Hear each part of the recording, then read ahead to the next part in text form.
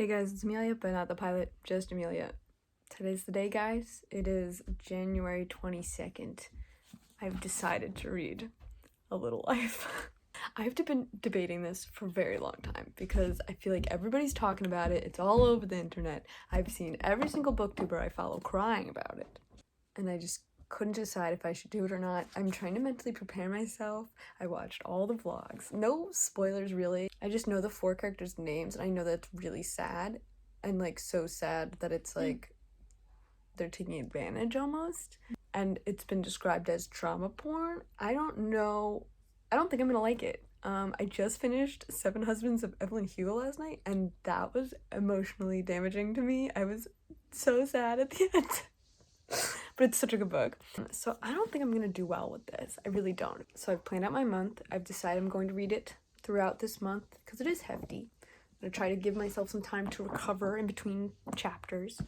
It sounds like page 212 is really sad, and then the end is really sad, and all of the one character's stories are really sad. I'm predicting by the end, I will look like this man on the cover. But I am excited to read it. See, I've been going back and forth on whether or not I want to read this, because do I think I'm mentally strong enough for this? No. Do I really want to cry? No. I think it's going to be very emotionally draining, although right now I'm in a, good mental spot currently, right now. We'll see how long that lasts if I'm reading this goddamn book.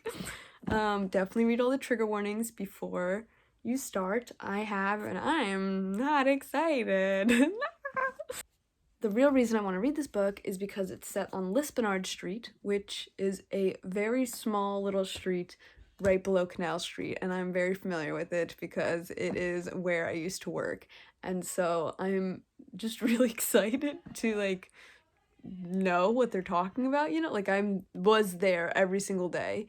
And so I feel like that's really cool. Also, my boss knows the author, Hanya Yanagihara, which means that I may or may not meet this author. I don't know if I'm gonna want to after what the emotional trauma she's gonna put me through. I also have a bunch of fluffy books that I have placed throughout the month. That's my plan, to read throughout the month, so that it's not sad all the time, but I have some fluffy little fantasies going on because those make me really happy. So we'll see. I'm about to read, or rather reread, the Throne of Glass series because I never finished it. So I'm planning on reading all of those.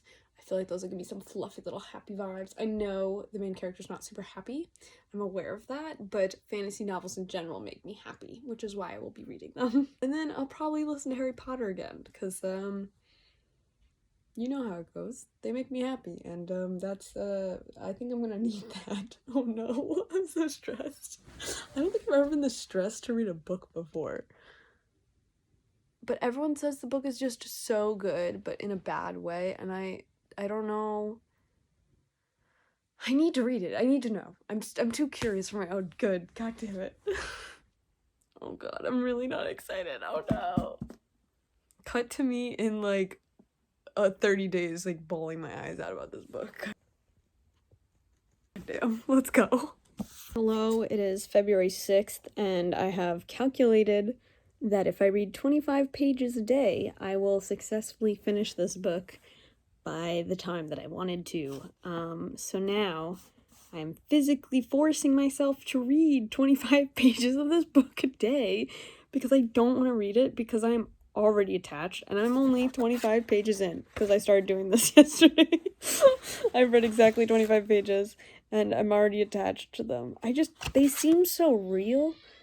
I just really like how she writes about such boring stuff, but somehow it's not boring. There was a whole 2 pages just about them moving into an apartment, and it's just and then they brought this stuff upstairs, and this person took care of this, and this person took charge, and it was interesting to read, even though it was about nothing. And the characters are all interesting, but I am having a hard time telling them apart currently. The only things I know, and this is only from watching other people's YouTube videos, is that Jude is the one with all the trauma, and Willem is a sweet baby boy. Who's too good for this world. And then the other ones, I already forgot their backstories, but one of them is rich. Or maybe they're both rich. I don't really remember. But they all went to school together, and they all live in New York. So, and one of them's an artist. I think JB's the artist. I have to check. My predictions for this book, I thought it would be cute if I did some predictions, are pretty much based on watching other people's videos, though. My predictions, I'm gonna cry on page 218, I think it was, is the really sad page I was told. And then also cry throughout the rest of the book. So my prediction is that I'm gonna cry. I'm also predicting that Jude is just gonna have every unimaginable thing happen to him that could possibly happen, including sexual assault of all different kinds, mental illness, suicide, self-harm, death, grief. I just don't even know. And then so far I just learned about his injury, so I'm a little nervous about how he got that, because I'm assuming my current prediction is that he was like pushed downstairs or something by like an abusive parent. We'll see. I don't want to read that. So I'm back on that grind. I have officially decided I'm finishing this book. And I've made a new schedule. Let's see if I stick to it. I'm trying to finish it, I think, in the next 2 weeks, by the end of this month. And I've dedicated a whole week to reading it. So hopefully I'll finally finish it. I am about 60 pages in, and I read on the train yesterday because I brought it with me to work, and guess who cried on the train?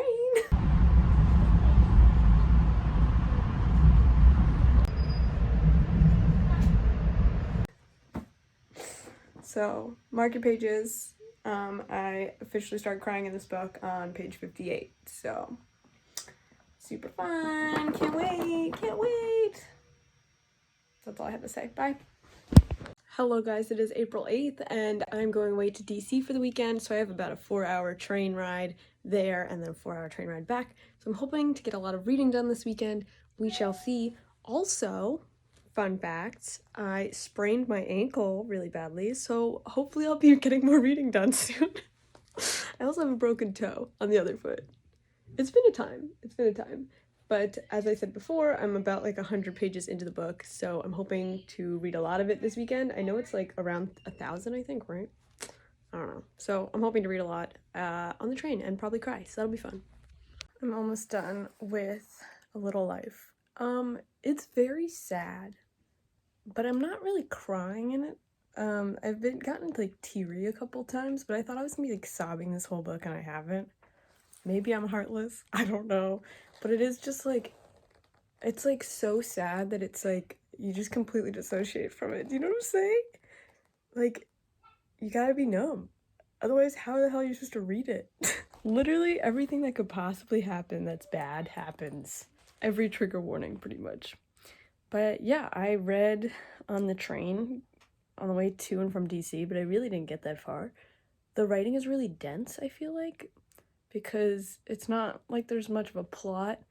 You're just slowly finding out stuff about this guy's life.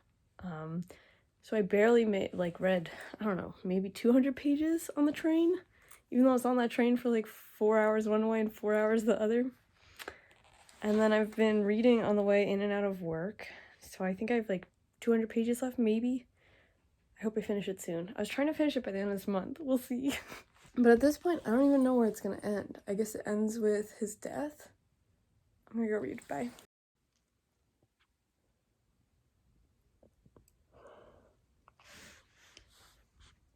I don't know why I thought it would end differently. I don't even know what to say. It starts and ends at Lispinord. God, I can't even talk. I haven't read a book that's made me feel like that in a very long time. Oh my god. I simultaneously want everyone to read it and no one to read it. She has such an interesting writing style of flowing from one story into the other where time is so liquid and switching between characters' perspectives, which is slightly confusing. But I also read it across, like, I don't know, 3 months maybe? I'm really feeling like this cover right now, for real. Which, is this supposed to be Willem? I think it's supposed to be Willem, but I'm not really sure. Oh god, the ending was way sadder than I thought it was gonna be. It got sad, and then it got even sadder. Alright, I'm gonna go cry a little more, I guess. I'll continue this review tomorrow. Yeah, so I finished it, at least. So it took me about 3 months, which is quite a long time for me to get through something, and I feel like it wasn't engaging enough for me to want to read the next page. I was mostly reading it on the train, on my commute in and out of the city, and I also didn't really want to cry on the train, as you do reading this book. However, I didn't cry as much as I thought I would, because I watched quite a few other booktuber reviews of this book, and they were sobbing on every other page, which it is really, really sad, and there are a lot of triggers, don't get me wrong. Please do not read this book before looking at the trigger list. It is triggering, and there is like at least 80 different triggers in here. I actually bookmarked all the pages that I cried on, just because, I don't know, I wanted to track that, I guess? I don't know. But yeah, I didn't cry as much as I thought I would, to be quite honest, although I was definitely reacting to the triggers in different ways. I only cried about 4 times in this book, to be precise. Page 58, page 391, and then like the entire last section of the book. I sort of cried through that whole thing because it just got worse. To be honest, I didn't think it would end like that. I don't know. I'm not gonna spoil anything, but call me an optimist. I didn't think it was gonna end like that, and then it got worse, and it was a lot. I would definitely only read this book if you are mentally in a good place, because it was rough, and I'm in a good place right now, and it was still a rough time to be reading. I don't know, like, I simultaneously want everyone to read it so I could talk to people about it, but I also don't want anyone to read it, because I feel like it's not a good time. Hanya has such a beautiful way of writing, though. She almost writes like how you're telling a story to a friend, where it just sort of flows from one story into the next, and time is all fluid, and I thought that was really, really interesting, because it would jump from a current day scene, and then it slowly faded into a flashback memory, and then would abruptly cut to not the present, but to a future moment again, which was a little difficult to follow, but once you figured out how that was how the book flowed, it made more sense. It also jumps perspective like 2 or 3 times, which I also found a little confusing because almost all the characters are male. So I was like, he, who? Who are we talking about? Which male are we, from whose perspective is going on right now? So that was a little confusing, but I think it is a very interesting way to write and very interesting to read, because it did feel almost like I lived this life with them. And I love a good little like group of 4. I love, like, in Harry Potter there's the Marauders, the good group of 4. I love like a group of 4 is so solid, you know? Like, I just wish I had a group of 4, you know? And so I loved that aspect of them becoming friends, slowly falling apart, coming back together, like consistently keeping in touch. I think that's so beautiful. And I thought it was really cool to read about New York City. Like, the whole book is pretty much set in New York City, and even when it's talking about other places, it's still sort of like you're thinking about New York, because that's where they live. And I thought that was cool because I walked those streets. I knew exactly the area they're talking about. I know what the apartment looks like. I know what, like, that was so cool. Hanya also writes in such like a mundane way, where she's literally just like describing them putting together a bookshelf or something, and it's such a boring activity, but you're learning so much about the characters.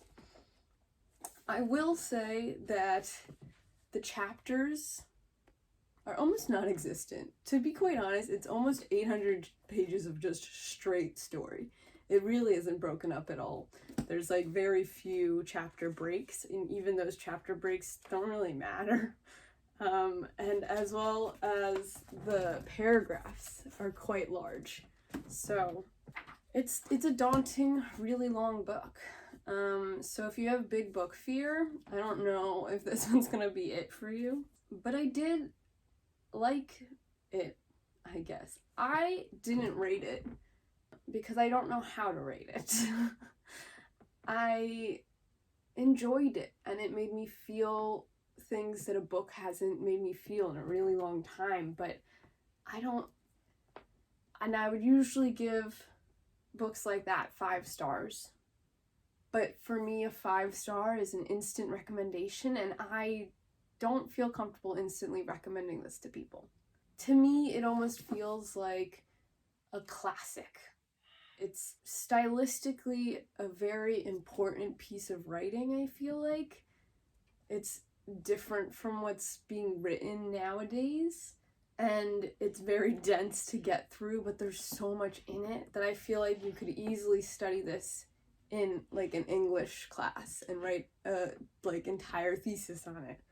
But it reminded me of like trying to get through like a Leo Tolstoy or like Charles Dickens novel or something, of how like dense and thick it is, and how it's like sort of not going anywhere, but it is. Like, there isn't really a plot here. The plot is the characters' lives. You're following the characters, not a story. And it's just life, and they're just living life, and you're just there to watch it.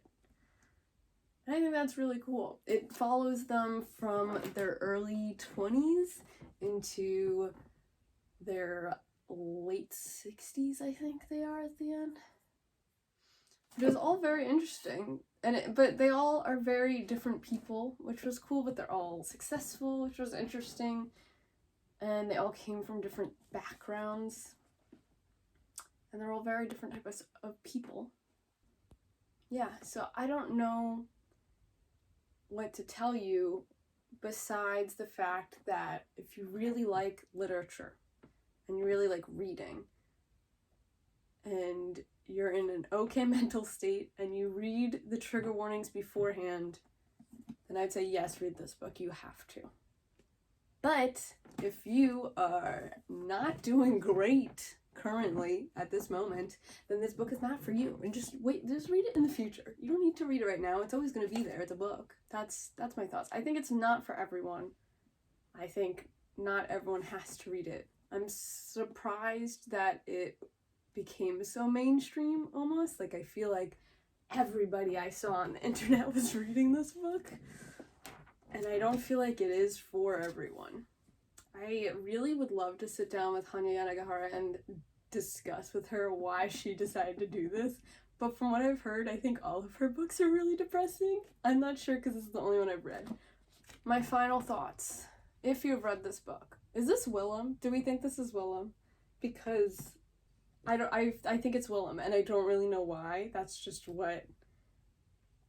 Is it Willem? Do we think it's Willem? And finally, I gotta do the thing.